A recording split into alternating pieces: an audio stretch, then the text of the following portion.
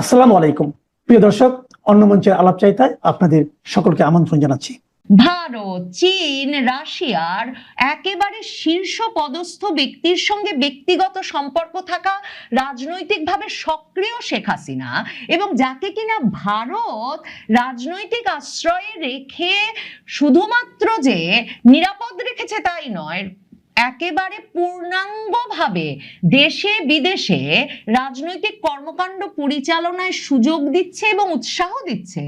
তিনি যে কি করে বসতে পারেন এবং তিনি যে রাজনীতিতে প্রত্যাবর্তন করবেনই এবং আওয়ামী লীগের মতো দলকে যে ঠেকিয়ে রাখা যাবে না, এটুকু বুঝতে অন্তত বিএনপির বর্ষিয়ান নেতাদের কোনো অসুবিধা হচ্ছে না।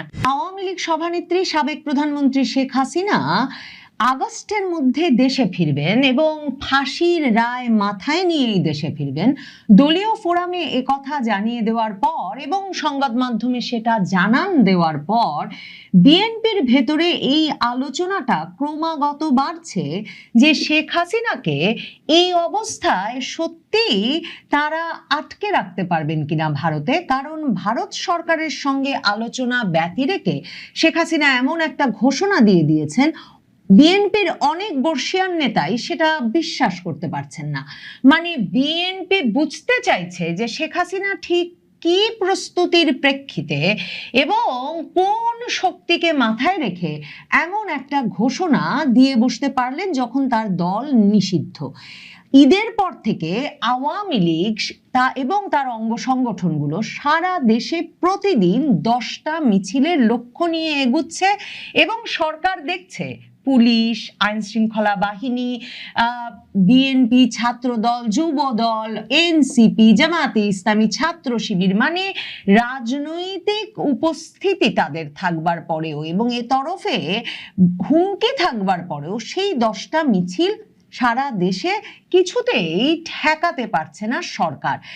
এরপর বিএনপির ভেতরে সবচেয়ে বড় অস্বস্তিটা তৈরি হয়েছে এই নিয়ে যে সত্যি কি তারা যদি শেখ হাসিনা আগস্টে ট্রাভেল পাসের আবেদন করে বসেন তাহলে কোন আইনে তারা ঠেকাবে। যদিও স্বরাষ্ট্রমন্ত্রী সালাউদ্দিন আহমেদ বলেছেন যে সরকার ট্রাভেল পাস দেবে না, সরকার ভারত শেখ হাসিনাকে প্রত্যর্পণ করবে সে অপেক্ষায় আছে। কিন্তু সরকার জানে যে একদিকে যেমন তারা ভারতকে এখনো আনুষ্ঠানিক নিয়ম মেনে প্রত্যর্পণের অনুরোধ জানিয়ে কোনো চিঠি পাঠায়নি আইনি কাগজপত্র সহ, অন্যদিকে জানে ভারত সরকার শেখ হাসিনাকে কিছুতেই মৃত্যুদণ্ডের রায় মাথায় নিয়ে প্রত্যর্পণ করবে না, কারণ সেটা আন্তর্জাতিক আইনের বিরোধী হবে, বিশেষভাবে মামলাগুলো যখন রাজনৈতিক। তাহলে এই যে শেখ হাসিনা ভারতে বসে ভারত সরকারের সর্বোচ্চ আতিথেয়তায় থেকে ঘোষণা দিয়ে ফেলেছেন এবং ভারতের সংবাদ মাধ্যমে বলে বসেছেন যে তার দেশে ফেরাটা বাংলাদেশ সরকার কিংবা ভারত সরকার কারো সিদ্ধান্তের উপর নির্ভর করে না, তিনি সিদ্ধান্ত নিয়ে ফেলেছেন তিনি দেশে ফিরবেন আর দলীয় নেতাকর্মীকে জানিয়ে দিয়েছেন যে তিনি 6 মাসের মধ্যে ফিরবেন। এখন বিএনপির বর্ষিয়ান নেতাদের উদ্বেগের বিষয়টা হচ্ছে এর পেছনে আসলে ভারত সরকারের সমর্থন আছে কিনা, মানে তারাও কি শেখ হাসিনাকে সমর্থন দিচ্ছেন যে শেখ হাসিনা ফাঁসির রায় মাথায় নিয়ে বাংলাদেশে চলে আসুন এবং নিজে যদি একটা রাজনৈতিক সিদ্ধান্ত নিয়ে তিনি দেশে ফিরতে পারেন তিনি দেশে চলে যান। কিন্তু শেখ হাসিনা যে দেশে ফিরবেন সেটা নিশ্চিতভাবে তিনি ভারত সরকারকে জানিয়েছেন, সেটা আওয়ামী লীগের শীর্ষ বিভিন্ন নেতৃবৃন্দ যাদের সঙ্গে তার নিয়মিত আলাপ হয় তাদের বরাতেও জানা যায়। কিন্তু ভারত সরকারের এখানে ভূমিকাটা কি সেটা যেহেতু বিএনপি বুঝতে পারছে না, বিএনপির অস্বস্তি ক্রমাগত বাড়ছে। কারণ শেখ হাসিনার এই যে ঘোষণাটা সেটা এমন একটা সময় এলো যখন সবে মার্কিন পররাষ্ট্রমন্ত্রী, যাকে ডোনাল্ড ট্রাম্প প্রশাসনের ট্রাম্পের পরে সবচেয়ে প্রভাবশালী ক্ষমতাশালী বলা হয়, সেই মার্কো রুবিও ভারত সফর করে গেলেন ভারতের সঙ্গে সম্পর্কটা চাঙ্গা করতে, ভারত যাতে ভেবে না বসে যে মার্কিন যুক্তরাষ্ট্র পাকিস্তানের সঙ্গে অতিরিক্ত মাখামাখি করছে। তো ওই সফরে আঞ্চলিক নিরাপত্তার ক্ষেত্রে ভারতই যে তাদের সবচেয়ে বড় ভরসা সেটা আবারও যেমন ঘোষণা দিয়েছেন মার্কো রুবিও এস জয়শঙ্করের সঙ্গে সাক্ষাৎ করে, প্রধানমন্ত্রী মোদীর সঙ্গে সাক্ষাৎ করে, তেমনি ভারতীয় সংবাদ মাধ্যমে এনডিটিভি সহ বিভিন্ন জায়গায় সুস্পষ্টভাবে লেখা হয়েছে যে এবারের আঞ্চলিক নিরাপত্তার আলাপে ভারতের পক্ষ থেকে খুব স্বাভাবিকভাবেই শুধু পাকিস্তান বা চীন প্রসঙ্গে নয়, বাংলাদেশ প্রসঙ্গেও আলাপ হবে। এমনকি মার্কো রুবিও যে বিজেপির সদ্য জয়লাভ করা পশ্চিমবঙ্গ থেকে, মানে বাংলাদেশের সীমান্ত লাগোয়া পশ্চিমবঙ্গ থেকে তার সফরটা শুরু করেছিলেন, সেটাকেও অত্যন্ত তাৎপর্যপূর্ণ হিসেবে বর্ণনা করেছিল ভারতের সংবাদ মাধ্যম।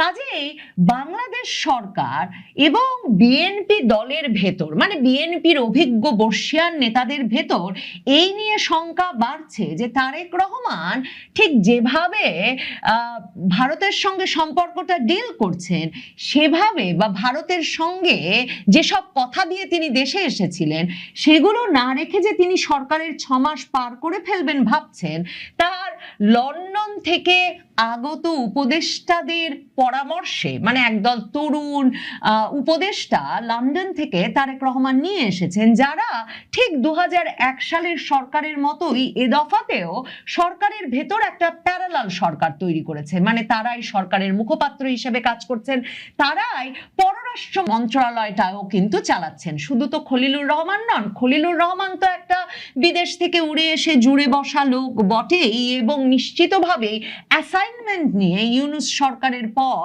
তারেক রহমান সরকারে ঢুকেছেন।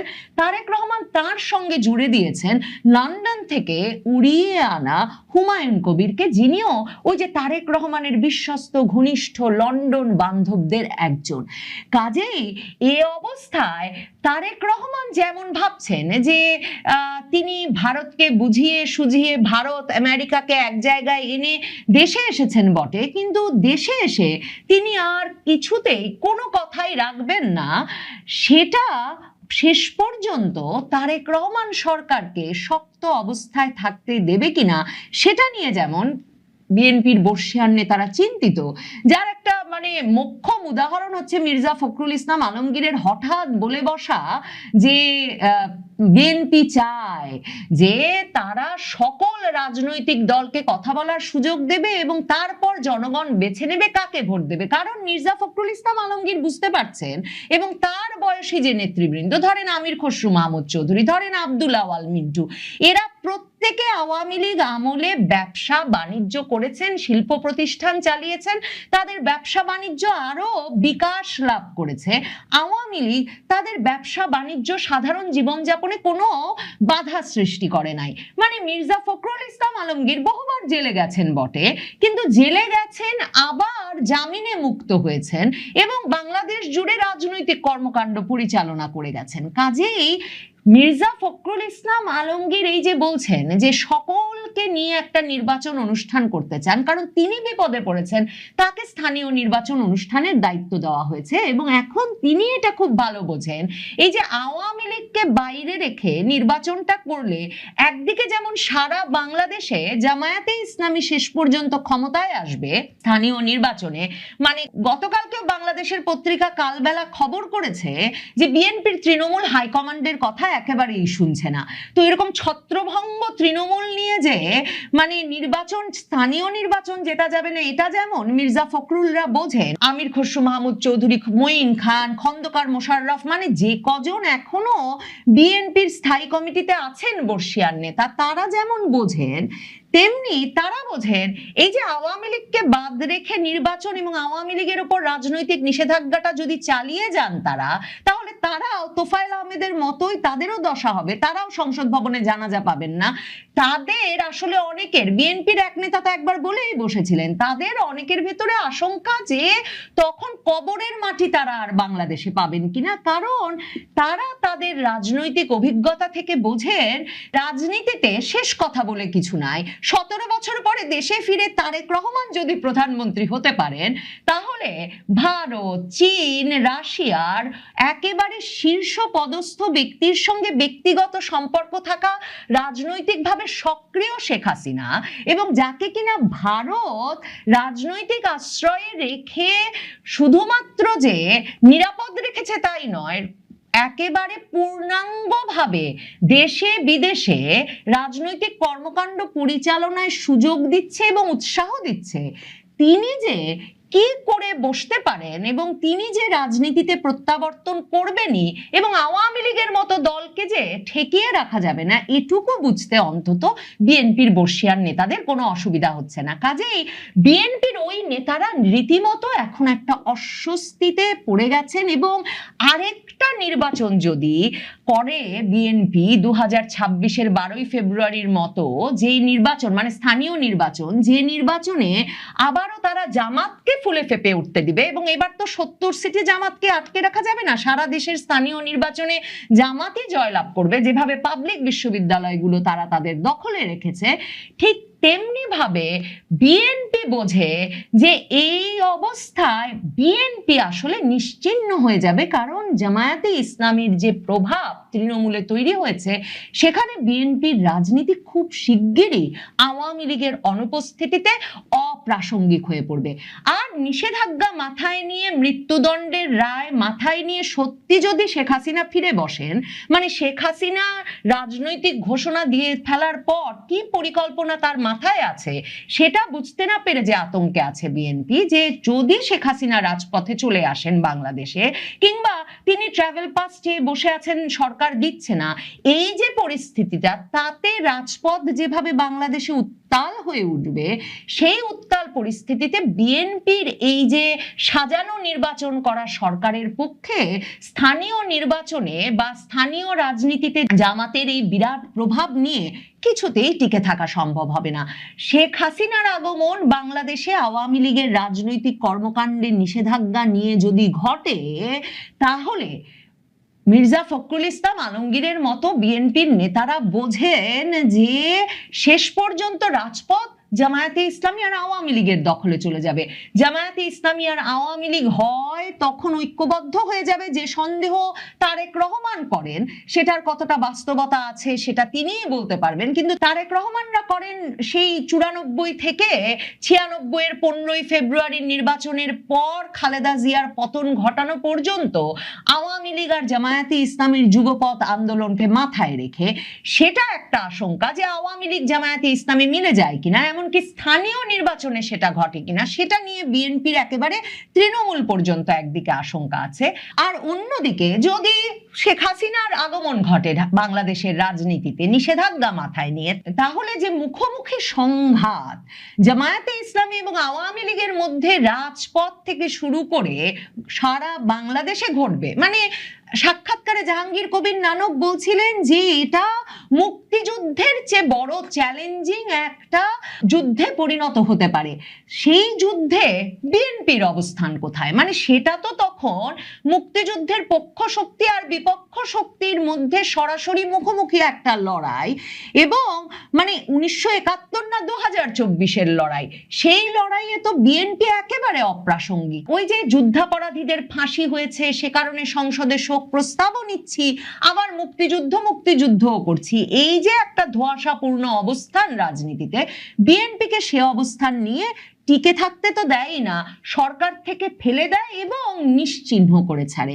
কাজেই বিএনপি এসব হিসাব মিলিয়ে রাজনৈতিক নিষেধাজ্ঞা বরং তুলে নিয়ে ভারতকে এক রকমের শান্ত করা, মার্কিন যুক্তরাষ্ট্র সহ পশ্চিমের দেশগুলোকে আশ্বস্ত করা, বিচারালয়ে জামিনের প্রক্রিয়া শুরু করা এবং রাজনৈতিক কার্যক্রম বাংলাদেশে স্বাভাবিক করতে দিয়ে শেখ হাসিনার মতো নেত্রীকে বরং কয়েক মাস ঠেকিয়ে রাখা যায় কিনা, বা একটা সময় পর্যন্ত অন্তত এরা পরের নির্বাচনটা পর্যন্ত বাংলাদেশের বাইরে ঠেকিয়ে রাখা যায় কিনা, সেসব হিসাব মেলাচ্ছে। খলিলুর রহমান সহ তারেক রহমানের যে ঘনিষ্ঠ গ্রুপ, সেই গ্রুপটার সুবিধা হচ্ছে এরা প্রত্যেকেই, মানে তারেক রহমান সহ প্রত্যেকেই সময় মতো আবারও বাংলাদেশ ছেড়ে অন্য কোথাও চলে যেতে পারেন। কিন্তু বিএনপির ওই বর্ষিয়ান নেতাদের বিপদের জায়গা হচ্ছে তাদের জন্য, যেমন মানে আওয়ামী লীগের মিত্র ভারত আছে, আওয়ামী লীগ সংকটে পড়েছে, আওয়ামী লীগ প্রতিবেশী দেশ ভারতে গেছে, তাদের জন্য যেমন সেই যাওয়ার কোনো জায়গা নাই, তাদের নেতা কর্মীদের জন্য বিপদের মুখে কিংবা মৃত্যু ভয়ের মুখে, ঠিক তেমনি ভাবে তাদের জন্য তারেক রহমান, খলিলুর রহমানদের মতো কোনো দেশ স্থির করা নাই কোথায় তারা রাজনৈতিক পট পরিবর্তন হয়ে গেলেই চলে যেতে পারবেন।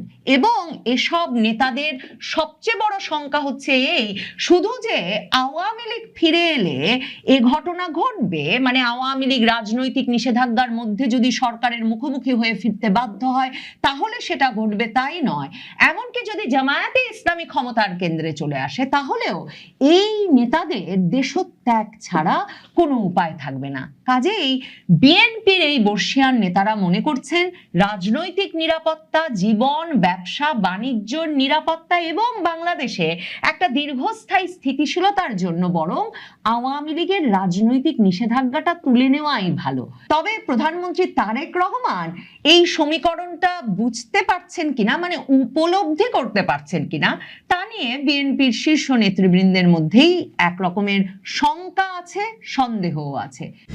দর্শক, গতকালের একটি ভিডিওতে পুলিশের বরাত দিয়ে জানিয়েছিলাম বাংলাদেশে কার্যক্রম নিষিদ্ধ থাকা আওয়ামী লীগ ঈদের পর থেকে দিনে 10 নামে একটি বিশেষ পরিকল্পনা নিয়ে মাঠে নেমেছে। আর এই পরিকল্পনায় চিন্তিত পুলিশ ও প্রশাসন। তার একদিনের মাথায় খবর হলো 5 জুন আওয়ামী লীগের অঙ্গ সংগঠনগুলো বাংলাদেশের কমপক্ষে 9টি জেলায় 15টি মিছিল এবং 2টি সমাবেশ করেছে। এর মধ্যে গণমাধ্যমের অবাক করা বিষয় হলো নোয়াখালীতে ছাত্রলীগের মিছিল দেখে সরে গেল পুলিশ। গণমাধ্যমে প্রকাশিত খবরের তথ্য অনুযায়ী প্রায় 3000-এর বেশি কর্মী সমর্থকরা মিছিলটি বের করলে পুলিশ বাধা দেওয়ার চেষ্টা করেও ব্যর্থ হয়ে সরে যায়। ছাত্রলীগ কিংবা আওয়ামী লীগের মিছিল দেখে পুলিশ সরে গেছে এবং তা পুলিশ স্বীকারও করছে, আবার তারপর সমাবেশও করেছে, এমন খবর দলটি নিষিদ্ধ হওয়ার পর গত 13 মাসে এই প্রথম আসলো। এর মধ্যে টানা কয়েকদিন ধরে চট্টগ্রামে কার্যক্রম নিষিদ্ধ থাকা দলটির নেতাকর্মীরা মিছিল করছিল। পুলিশের এক সাঁড়াশি অভিযানে এক রাতে 68 জন গ্রেপ্তার হয়েছিল। তারপরও সেখানকার নতুন শিরোনাম হলো চট্টগ্রামের শতাধিক নেতাকর্মী নিয়ে বিশ্রামাগারে নিষিদ্ধ ছাত্রলীগের সভা। মিছিল দেখে পুলিশের সরে যাওয়ার মতোই এই প্রথম এত বড় সভা করারও খবর প্রকাশিত হলো গণমাধ্যমে। প্রশ্ন হলো, আওয়ামী লীগের অঙ্গ সংগঠনগুলোর তৎপরতা বাড়বে এমন তথ্য পুলিশ, গোয়েন্দা আর সরকারের কাছে আছে, তাহলে মিছিলে সমাগম দেখে পুলিশ কেন সরে যেতে বাধ্য হলো? পুলিশের থানার সামনে দিয়ে মিছিল নিয়ে গেলেও কেন পুলিশের চেয়ে চেয়ে দেখা ছাড়া কিছুই করার থাকছে না? আবার বিষয়টি আগে ভাগেই পুলিশের পক্ষ থেকে সরকারকে জানানো হয়েছিল। প্রশ্ন হলো, এই নতুন পরিস্থিতিতে সরকার এখন কি করবে? বিস্তারিত জানতে চলুন যাওয়া যাক বিশ্লেষণ। পুলিশ, গণমাধ্যম, স্থানীয় একাধিক সূত্র মতে 5 জুন শুক্রবার ঢাকায় ও নোয়াখালী এবং যশোরে 2টি করে, চট্টগ্রামে 3টি, কুমিল্লার মুরাদনগর, কিশোরগঞ্জ, শরীয়তপুর, সিরাজগঞ্জে 1টি করে মিছিল অনুষ্ঠিত হয়েছে। গত বছরের 12ই মে অন্তর্বর্তী সরকার নির্বাহী আদেশে আওয়ামী লীগের কার্যক্রম নিষিদ্ধ হওয়ার পর থেকে দলটি ও এর অঙ্গ সংগঠনগুলো বহু মিছিল করেছে বা করার চেষ্টা করেছে। এতদিন গণমাধ্যমে এসব মিছিলকে ঝটিকা মিছিল বলা হতো, কিন্তু 5 জুন শুক্রবার নোয়াখালীর একটি মিছিল আর ঝটিকা মিছিল ছিল না, বরং মিছিলটির খবর প্রকাশিত হওয়ার পর পুলিশ পড়ে গেছে বিব্রতকর পরিস্থিতি। এই মিছিল নিয়ে খবরের শিরোনাম হলো ছাত্রলীগের মিছিল দেখে সরে গেল পুলিশ। গণমাধ্যমের খবরে বলা হয়েছে, নোয়াখালীর সদর উপজেলায় বাংলাদেশের সাবেক প্রধানমন্ত্রী শেখ হাসিনার সমর্থনে সন্ত্রাস ও চাঁদাবাজির বিরুদ্ধে বিক্ষোভ মিছিল ও সমাবেশ করেছে সরকারের নির্বাহী আদেশে কার্যক্রম নিষিদ্ধ থাকা আওয়ামী লীগের অঙ্গ সংগঠন ছাত্রলীগ ও যুবলীগ। একাধিক গণমাধ্যমের খবরে বলা হয়েছে, মিছিলের শুরুতে পুলিশ বাধা দেয়, কিন্তু বিক্ষোভকারীদের সংখ্যা বাড়তে থাকলে এক পর্যায়ে পুলিশ সরে যায়। শুক্রবার 5 জুন জুমার নামাজ শেষে উপজেলার 99 ইউনিয়নের বাদেরহাট বাজারে ইউনিয়নের এই মিছিল বের করা হয়। বাংলা ট্রিবিউনের খবরে বলা হয়েছে, উপজেলার 99 ইউনিয়নের বাদেরহাট বাজারে ইউনিয়ন ছাত্রলীগ ও যুবলীগের যৌথ উদ্যোগে এই কর্মসূচির আয়োজন করা হয়। প্রত্যক্ষদর্শীদের বরাত দিয়ে এশিয়া পোস্টের খবরে বলা হয়, প্রায় 3000-এর বেশি কর্মী সমর্থকরা মিছিলটি বের করলে পুলিশ বাধা দেওয়ার চেষ্টা করে। পুলিশের বাধা উপেক্ষা করে তারা মিছিল নিয়ে অগ্রসর হয়। বাজারের প্রধান সড়ক প্রদক্ষিণ করেন তারা। বিক্ষোভ মিছিলের সভাপতিত্ব করেন 99 ইউনিয়ন ছাত্রলীগের সাবেক সভাপতি ও সাবেক ইউপি চেয়ারম্যান প্রার্থী আশরাফুল করিম চৌধুরী বাবু। দর্শক, নোয়াখালীতে ছাত্রলীগ শুধু বিশাল মিছিলই করেনি, করেছে সমাবেশও। মিছিল শেষে সংক্ষিপ্ত সমাবেশে আশরাফুল করিম চৌধুরী বাবু দাবি করেন, তারা যারা রাজপথে নেমেছেন তারা অন্যায় এবং সব ধরনের সন্ত্রাসী কর্মকাণ্ডের বিরুদ্ধে প্রতিবাদ জানাতে এসেছেন। যতদিন পর্যন্ত শেখ হাসিনা ফিরে না আসবেন ততদিন তারা রাজপথ ছাড়বেন না বলে দাবি করেন। এ বিষয়ে সুধারা মডেল থানার ভারপ্রাপ্ত কর্মকর্তা বা ওসি তৌহিদুল ইসলাম বলেন, পুলিশের একাধিক দল সেখানে উপস্থিত ছিল, কিন্তু বিক্ষোভকারীদের সংখ্যা এত বেশি ছিল যে যা তাৎক্ষণিক নিয়ন্ত্রণ করা সম্ভব হয়নি। ওসি তৌহিদুল ইসলাম বাংলা ট্রিবিউনকে বলেছেন, আগে থেকে টের পেয়ে পুলিশের একাধিক দল সেখানে উপস্থিত ছিল, কিন্তু পুলিশের বাধা উপেক্ষা করে মিছিলটি সামনে এগিয়ে যায়। দর্শক, এতদিন আগের ভিডিওতে আমরা জানিয়েছিলাম পুলিশের পক্ষ থেকে সরকারকে জানানো হয়েছে আওয়ামী লীগের অঙ্গ সংগঠনগুলো যখন মিছিল করে তখন স্থানীয় লোকজনের সহায়তা পাচ্ছে। এমন পরিস্থিতিতে পুলিশের বর্তমান যে পরিস্থিতি তাতে এই মিছিল ঠেকানো সম্ভব নয়। সেটি দেখা গেল নোয়াখালী সদর উপজেলায়, যেখানে শুধু মিছিল নয় সমাবেশও হয়েছে এবং পরিস্থিতি বিবেচনায় পুলিশের সরে যাওয়া ছাড়া অন্য কোনো উপায় ছিল না। বিশেষ করে গত কয়েকদিনে চট্টগ্রামের পরিস্থিতি পর্যালোচনা করে পুলিশ সদর দপ্তরের কর্মকর্তারা বলছেন, যেসব রাজনৈতিক দলের জনভিত্তি আছে তাদেরকে গ্রাসরুট লেভেলে পুলিশ দিয়ে ঠেকানো প্রায় অসম্ভব। পুলিশের এক গোয়েন্দা প্রতিবেদনে বলা হয়েছে, দলটি এরই মধ্যে সমাবেশ ও সভা করার পরিকল্পনা নিয়েছে। নোয়াখালীতে মিছিল সমাবেশের আগেই দৈনিক প্রথম আলোর খবরে বলা হয়েছে, চট্টগ্রামের ফটিকছড়ি উপজেলায় শতাধিক নেতা কর্মীর উপস্থিতিতে মত বিনিময় সভা করেছে ছাত্রলীগ। সামাজিক যোগাযোগ মাধ্যমে এই সভার অনেক ছবি ছড়িয়ে পড়েছে। খোঁজ দিয়ে জানা গেছে, গতকাল বৃহস্পতিবার সন্ধ্যায় উপজেলার রোসাংগাড়ি এলাকায় একটি ধর্মীয় প্রতিষ্ঠানের বিশ্রামাগারে এই সভা হয়। সংগঠনের ফটিকছড়ি উপজেলার শাখা সভাটির আয়োজন করে। দৈনিক ইনকিলাবের খবরে বলা হয়েছে, বিশ্রামাগারটি চট্টগ্রাম সিটি কর্পোরেশনের সাবেক মেয়র মঞ্জুর আলমের অর্থায়নে মাইজ ভান্ডারে ভক্তদের জন্য নির্মিত ও পরিচালিত। সেখানে ফটিকছড়ি উপজেলা ছাত্রলীগের ব্যানারে এই সভার আয়োজন করা হয়। সভায় উপজেলায় বিভিন্ন ইউনিটের শতাধিক নেতাকর্মী অংশ নেন। সামাজিক যোগাযোগ মাধ্যমে ছড়িয়ে পড়া ছবিতে দেখা যায় নিষিদ্ধ ছাত্রলীগের স্থানীয় কয়েকজন নেতা বক্তব্য দিচ্ছেন। তাদের পেছনে একটি ব্যানার টাঙানো, এতে লেখা রয়েছে, উপজেলার ছাত্রলীগের তৃণমূল ও কারা নির্যাতিত নেতাদের নিয়ে আলোচনা ও মতবিনিময় সভা। সভায় শ্রোতাদের সারিতে সংগঠনের শতাধিক নেতা কর্মী বসেছিলেন। পুলিশ জানায়, সভার বিষয়টি জানার পর ঘটনাস্থলে অভিযান চালায় পুলিশ, তবে এর আগে ছাত্রলীগের নেতা কর্মীরা ঘটনাস্থল ত্যাগ করেছেন। এই ঘটনায় রাতে পুলিশ বাদী হয়ে সন্ত্রাস বিরোধী আইনে থানায় একটি মামলা করেছে। জানতে চাইলে ফটিকছড়ি থানার ভারপ্রাপ্ত কর্মকর্তা রবিউল আলম খান শুক্রবার সকালে প্রথম আলোকে বলেন, সভায় যারা উপস্থিত হয়েছেন তাদের ধরতে পুলিশের অভিযান অব্যাহত রয়েছে। দীর্ঘ সময় ধরে চলা এই কর্মসূচির ছবি ও ভিডিও সন্ধ্যার পর সামাজিক যোগাযোগ মাধ্যমে ছড়িয়ে পড়লে এলাকায় ব্যাপক আলোচনা সমালোচনার জন্ম দেয়। বিষয়টি জানাজানি হওয়ার পর আইন শৃঙ্খলা রক্ষাকারী বাহিনী নড়েচড়ে বসে এবং রাতে অভিযান চালিয়ে সভায় অংশ নেওয়া কয়েকজনকে আটক করে। চট্টগ্রামের আঞ্চলিক দৈনিকগুলোর খবরে বলা হয়েছে, চট্টগ্রাম মহানগরের আগ্রাবাদ ও ষোলশহর এলাকায় কার্যক্রম নিষিদ্ধ ঘোষিত আওয়ামী লীগ ও এর অঙ্গ সংগঠনের নেতাকর্মীরা পৃথক বিক্ষোভ মিছিল করেছে।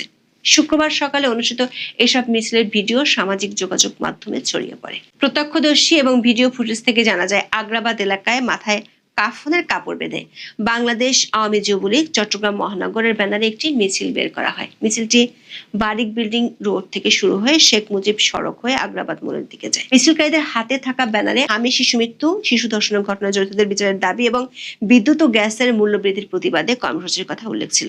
পরে মিছিলটি বিদ্যুৎ ভবনের সামনে পৌঁছালে অংশগ্রহণকারীরা সড়ক বিভাজকের উপর উঠে বিভিন্ন স্লোগান দেন। একই দিনে নগরের আউটার রিং রোড এলাকাতেও আরেকটি মিছিল হয়েছে। অন্যদিকে ষোলশহর এলাকায় মুরাদপুরমুখী সড়কে আওয়ামী লীগের কার্যক্রম নিষিদ্ধের প্রতিবাদ এবং বিভিন্ন রাজবন্দীর মুক্তির দাবিতে বিক্ষোভ মিছিল করেন ৮ নম্বর শুল্কশহর ওয়ার্ড যুবলীগের সভাপতি মোহাম্মদ আবুল বাশারের অনুসারীরা।